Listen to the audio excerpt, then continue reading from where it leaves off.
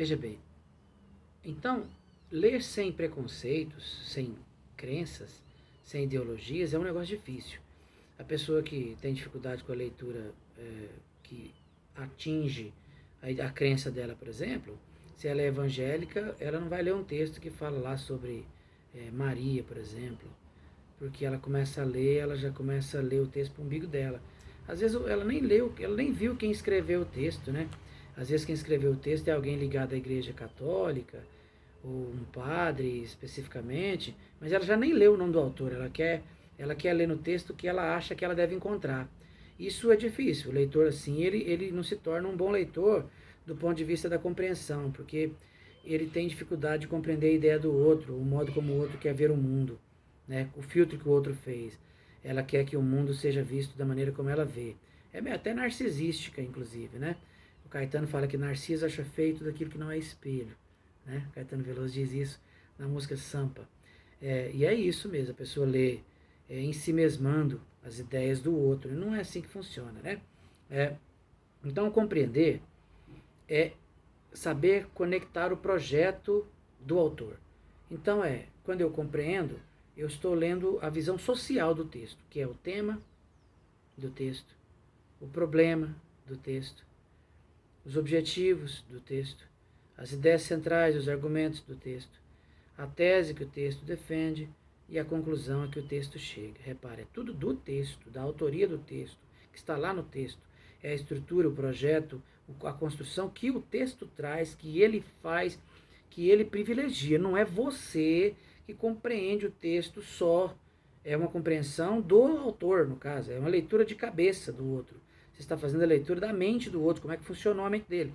E, inclusive do modo como ele fez. Porque tem gente que escreve em prosa poética, tem gente que escreve mais metodicamente, tem gente que escreve mais solto, e tudo isso muda a maneira de dizer. A pontuação de um texto, por exemplo, diz muito sobre o modo como alguém está tentando te dizer algo. Né? Tem gente que é cheio de ironias dentro do texto, abrindo parênteses. Tem gente que faz um monte de nota de rodapé que se você não lê, você se lasca. Então tudo isso muda a maneira de você compreender o texto ali na estrutura. Mas vamos lá, a frase que está no texto nosso aqui é: uma andorinha só não faz verão. Primeiro decodificação e aí compreensão. Enfim, chego para vocês aqui ao conceito de interpretação.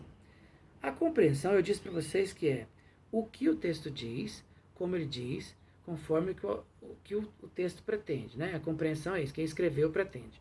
Então, compreender o que o texto diz, como ele diz, conforme quem escreveu pretende. A interpretação é a outra ponta desse diálogo do trabalho de ler.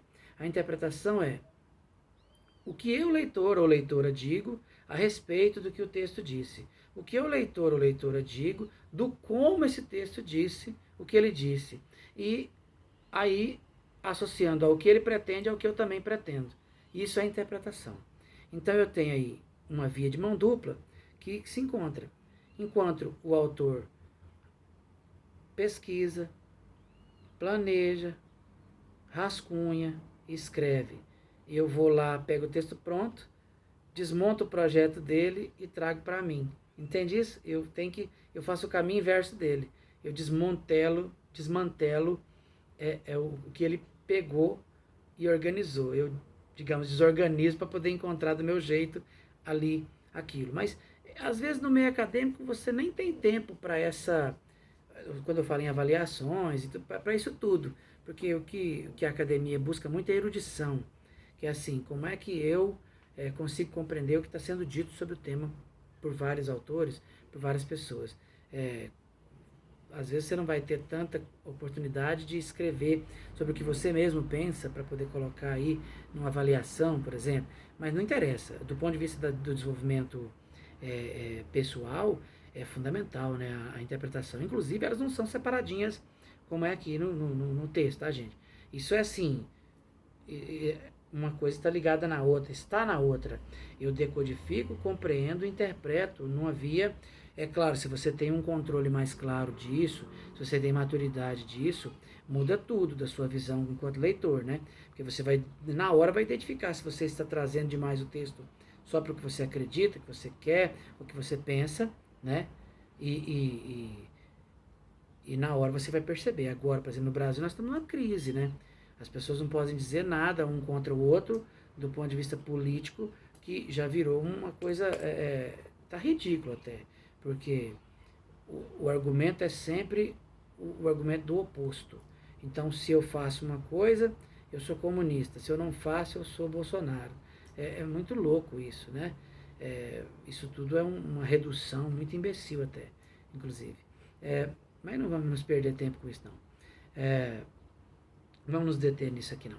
Mas aí, na interpretação, eu começo, então, a associar outro entrelace que está para além do projeto ali. Eu começo a perguntar, por exemplo, de onde o texto se origina, né? Que contexto que esse texto tem? Quem escreveu o texto faz muita diferença, gente, para você pesquisar, para saber quem é que escreveu, por que ele está dizendo aquilo, né? Agora há pouco eu não dizia que o Paulo Freire é marxista e por isso ele diz o que ele diz? O Vygotsky é marxista, por isso ele diz o que ele diz? É isso. E esse autor viveu onde? Quando ele viveu? Eu falei sobre a questão da Rússia com a Alemanha, por exemplo, né? É muito legal você pensar que alguém pode viver em países em conflito, em guerra, mas do ponto de vista científico e das ideias, eles terem gente ajudando ao outro a compreender melhor o mundo, né? Isso é bonito demais. Tem uma estudiosa chamada Hannah Arendt, que ela falou contra o nazismo, e ela é judia, dentro do contexto do próprio nazismo lá. É uma pessoa de uma coragem gigantesca, né? Muito mais macho que eu, às vezes, a Hannah Arendt, para poder fazer o que ela fez. Então, a interpretação vai levar você a expandir, a contribuir com aquilo tudo que foi lido, compreendido, foi decodificado, compreendido. Agora vai ser interpretado e apropriado. Então você pergunta, por exemplo, onde é que o texto foi originado, quem é o autor. Você pode perguntar, por exemplo, qual que é a profundidade do texto. O texto ele é profundo ou ele é raso? Gente, profundidade de texto depende mais do leitor, porque um leitor que não tem muita profundidade do contexto, do tema, daquele campo do saber, ele vai ter uma profundidade rasa. Mas o que tem profundidade, ele já vai chegar diferente na leitura do texto. Então, o texto é profundo ou ele é raso? Outra coisa, o texto tem validade ou não tem validade? É você que diz.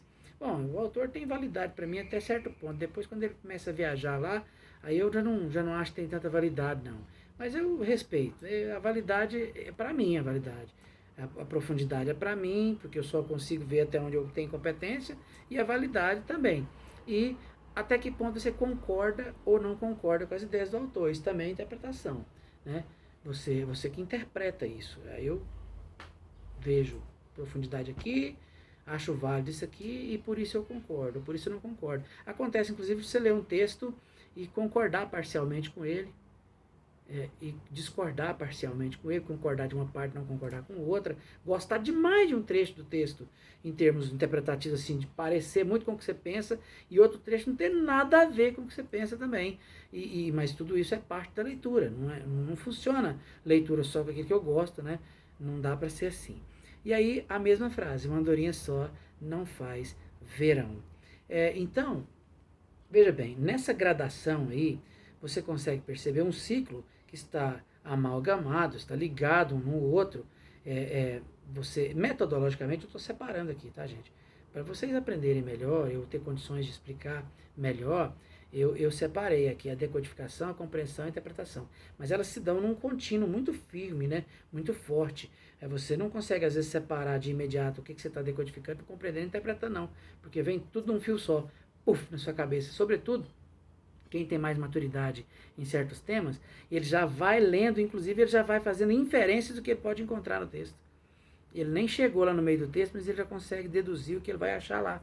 A pessoa que é mais experiente naquele tema, ela vai fazendo a leitura do texto, ela já vai imaginando pelos títulos, pelos subtítulos, por quem é o autor, às vezes ela tem experiência naquilo, ela já acha o que ela vai ver lá na frente. Aí, de vez em quando ela se decepciona, porque ela, achei que eu ia encontrar tal coisa e não achei, né? Não encontrei. E aí, mas é isso.